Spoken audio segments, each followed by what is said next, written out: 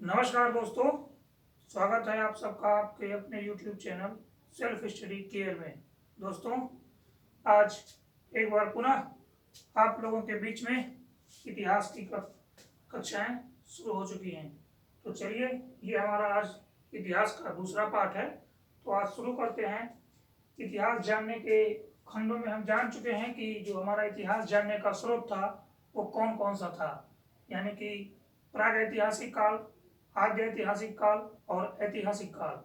तो प्रागैतिहासिक काल और आद्य ऐतिहासिक काल में हम पढ़ चुके हैं। अब ऐतिहासिक काल के विषय में हम लोग जानते हैं। तो ऐतिहासिक काल में जानने के जो स्रोत हुआ करते हैं, जिससे वेदों से कुछ जानकारियां प्राप्त होती हैं, उन सब के विषय में आज हम लोग संक्षिप्त में थोड़ा सा अध्ययन करने जा रहे हैं। तो शुरू किया जाए आगे कि जो ऐतिहासिक स्रोत प्राप्त हुए थे, उन ऐतिहासिक स्रोतों में जो वेद प्राप्त हुए थे, जो हमारे वेदों की रचना हुई, तो जो हमारे वेद मिले थे, उन सब के विषय में हम बताने के लिए जा रहे हैं। तो जो भारत का सबसे प्राचीन, यानी कि भारत का जो सर्वप्राचीन धर्म ग्रंथ है, उसे हम वेद कहते हैं। भारत के सबसे प्राचीन धर्म ग्रंथ को वेद कहते हैं। और वेद जो होते हैं, वेद 4 होते हैं। वेद कितने हैं? वेद 4 हैं। कौन कौन से? ऋग्वेद हैं, यजुर्वेद है, सामवेद हैं और अथर्ववेद हैं। यानी कि अगर आपसे ये पूछा जाए कि कुल कितने वेद होते हैं, तो आप बड़े आराम से ये बता सकते हैं कि वेद 4 होते हैं। कौन कौन से? ऋग्वेद, सामवेद, यजुर्वेद और अथर्ववेद। और फिर ये पूछा जाए, अगर आपसे कोई ये पूछे कि जो भारत का सर्व प्राचीन धर्म ग्रंथ है वो कौन सा कहा जाता है, तो आप तुरंत ही उसका आंसर दे सकते हैं कि भारत का जो सर्व प्राचीन धर्म ग्रंथ है उसे हम क्या कहते हैं? वेद कहते हैं। उसे वेद कहते हैं। तो चलिए शुरू करते हैं, वेदों के बारे में अध्ययन करते हैं। तो सबसे पहले नंबर आता है यजुर्वेद का। सबसे पहले नंबर आता है ऋग्वेद का। सबसे पहले जो नंबर आता है वो नंबर आता है ऋग्वेद का। तो ऋग्वेद जो था, ऋग्वेद में कुल 10 मंडल हैं। ऋग्वेद में कुल 10 मंडल हैं। और जो ऋग्वेद में 10 मंडल हैं, 1028 सूक्त हैं और 10,462 ऋचाएं हैं। यानी कि ऋग्वेद में 10 मंडल, 1028 सूक्त और 10,462 ऋचाएं हैं। 10,462 ऋचाएं हैं। अब बात कर लेते हैं कि ये जो 10 मंडल, 1028 सूक्त और 10,462 ऋचाएं हैं, तो इनको कोई पढ़ने वाला भी तो होता होगा कि इनको पढ़ता कौन है। तो जो इनको पढ़ने वाले होते हैं उन्हें हम होत्री कहते हैं। पढ़ने वाले जो होते हैं उन्हें हम क्या कहते हैं? उन्हें हम होत्री कहते हैं। जो ऋग्वेद को पढ़ता है, जो ऋग्वेद को पढ़ने वाला ज्ञाता होता है, जो विद्वान होते हैं, उन्हें हम होत्री कहते हैं।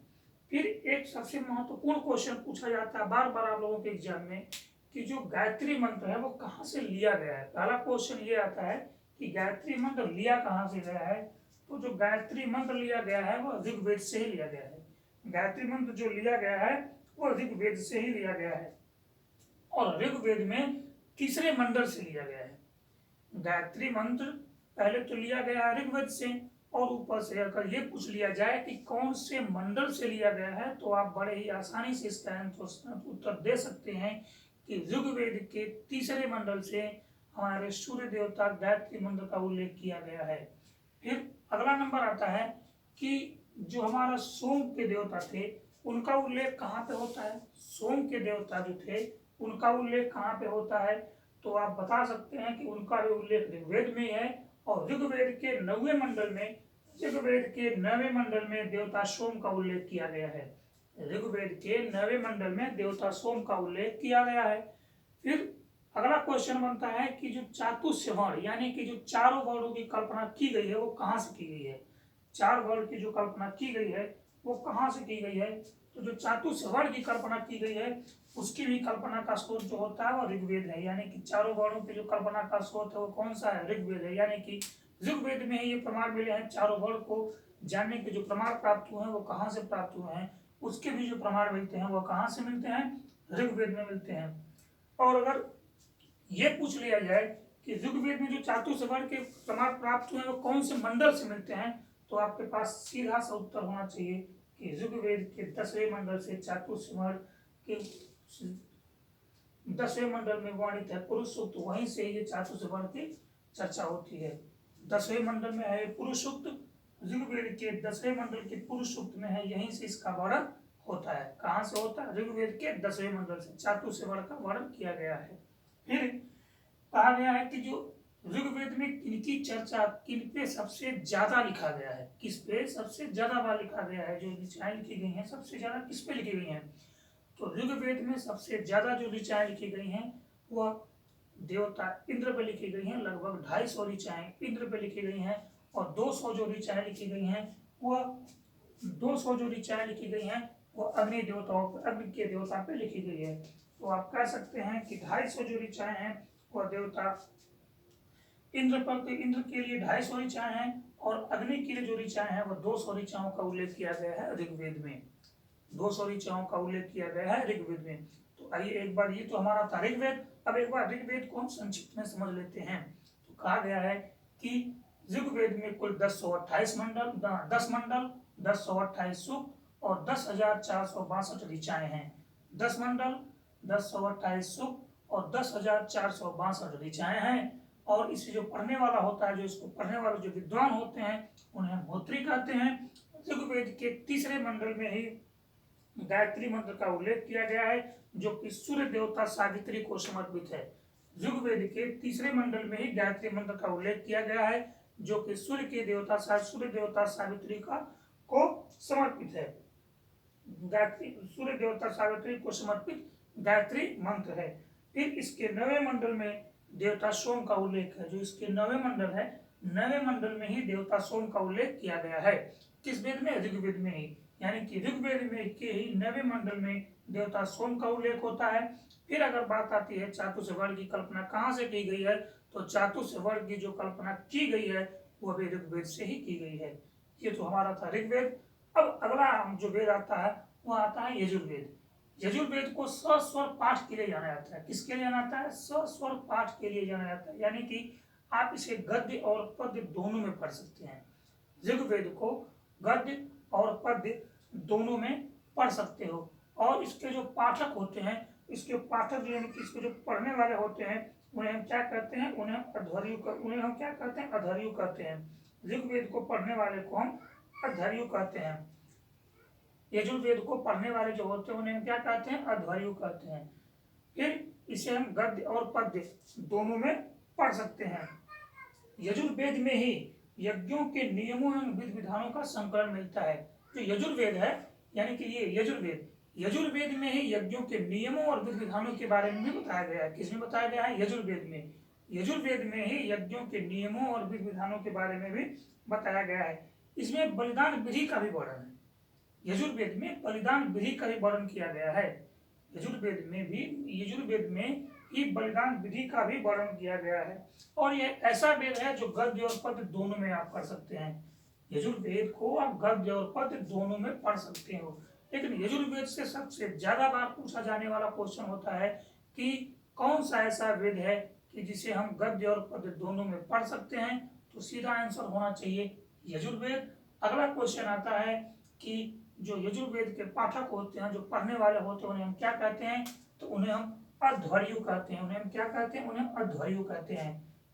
यजुर्वेद के पाठक को हम क्या कहते हैं? अध्वर्यु कहते हैं। अगला वेद आता है हमारा सामवेद।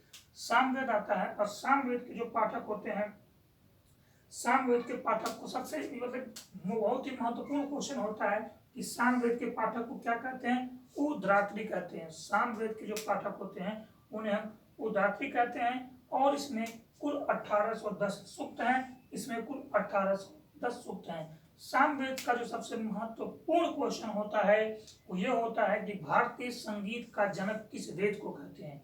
भारतीय संगीत का जो जनक होता है वो कौन सा वेद होता है? तो भारतीय संगीत का जो जनक है उसे हम कहते हैं सामवेद। भारतीय संगीत का जो जनक है उसे हम सामवेद कहते हैं। अब हमारा नंबर आता है अथर्ववेद का। अथर्ववेद को अथर्वा ऋषि द्वारा रचित, अथर्ववेद को अथर्वा ऋषि द्वारा रचित इस वेद में कुल 731 मंत्र तथा 6000 पद्य हैं। कितने? 731 मंत्र हैं और 6000 इसमें पद हैं। कितने पद हैं? 6000 पद हैं। और अथर्ववेद में कन्याओं के जन्म की निंदा की गई है। कन्याओं के जन्म की निंदा किस वेद में की गई है? तो आप कह सकते हैं कि अथर्ववेद में ही कन्याओं के जन्म की निंदा की गई है। फिर एक क्वेश्चन पूछा जाता है कि सभा और समिति की चर्चा कौन से वेद में की गई है? सभा और समिति की चर्चा किस वेद में की गई है? तो बता दीजिएगा कि सभा और समिति की जो चर्चा की गई अथर्ववेद में की गई है। इन्हें प्रजापति की दो पुत्रियां कहा गया है। सभा और समिति को प्रजापति की दो पुत्री कहा गया है और इसकी जो चर्चा होती है वह अथर्ववेद में ही की गई है। इसकी जो चर्चा है वो अथर्ववेद में ही की गई है। अथर्ववेद में परीक्षित को कुरुओं का राजा कहा गया। अथर्ववेद में ही जो परीक्षित होते हैं, राजा परीक्षित, उन्हें कुरुओं का राजा कहा गया है। कुरु अथर्ववेद में ही राजा परीक्षित को कुरुओं का राजा बताया गया है। तो ये थे हमारे चारों वेद। कौन कौन से? ऋग्वेद, यजुर्वेद, सामवेद और अथर्ववेद। ऋग्वेद, यजुर्वेद, सामवेद और अथर्ववेद, ये हमारे 4 वेद थे। अब अगर पूछा जाए कि इन चारों वेदों में सबसे प्राचीन वेद कौन सा है, तो आपका आंसर होना चाहिए ऋग्वेद।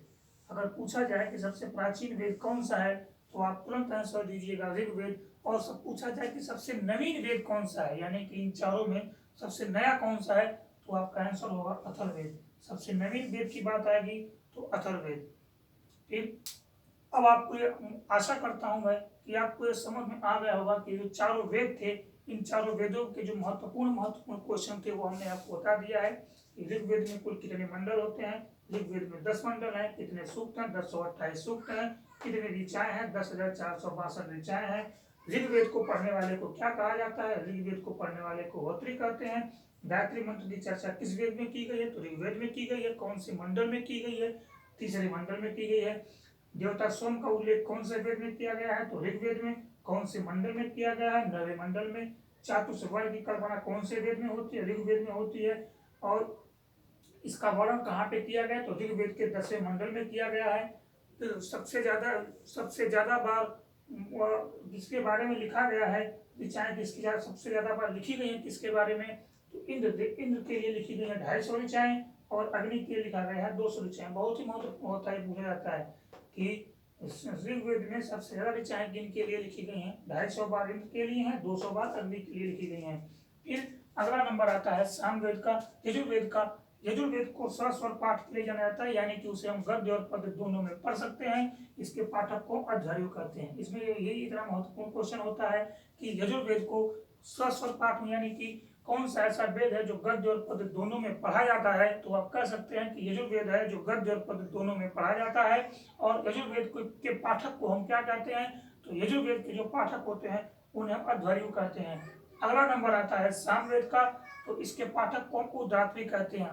सामवेद के जो पाठक होते हैं उन्हें उदात्री कहते हैं। और एक तरह से इसमें एक क्वेश्चन और बनता है कि भारतीय संगीत का जनक किसे कहा जाता है? तो आप कह सकते हैं कि भारतीय संगीत का जो जनक होता है उसे हम सामवेद को कहते हैं। फिर अगला आता है अथर्ववेद। तो अथर्ववेद अथर्व ऋषि द्वारा रचित है। इसमें कुल 731 मंत्र हैं और 6000 पद्य हैं। लेकिन पूछा जाता है, महत्वपूर्ण क्वेश्चन है कि कन्या के जन्म की निंदा कौन से वेदों में की गई है? तो आपको उत्तर होना चाहिए अथर्ववेद में। फिर अगला क्वेश्चन बनता है कि सभा और समिति की चर्चा कौन से वेद में की गई है? उत्तर होना चाहिए अथर्ववेद में। क्वेश्चन आएगा कि सभा और समिति कौन थी? तो आपका आंसर होना चाहिए कि सभा और समिति को प्रजापति की 2 पुत्री बताया गया है। सभा और समिति को प्रजापति की 2 पुत्री बताया गया है। और अथर्ववेद में ही परीक्षित को कुरुओं का राजा कहा गया है। और अगर क्वेश्चन पूछा जाए कि सबसे प्राचीन वेद कौन सा है, तो आपका आंसर होना चाहिए कि सबसे प्राचीन वेद है वो ऋग्वेद है। फिर अगर पूछ लिया जाए कि सबसे नया यानी कि सबसे नवीन वेद किसे कहा जाता है, तो आपका आंसर होना चाहिए अथर्ववेद। तो आशा करता हूं कि आपको हमारे द्वारा दी गई ये जानकारी पसंद आई होगी और अच्छे से ये समझ में कॉन्सेप्ट आया होगा। और अगर पसंद आया होगा तो आप हमारे इस वीडियो को लाइक करिएगा। आज के लिए बस इतना ही। जय हिंद।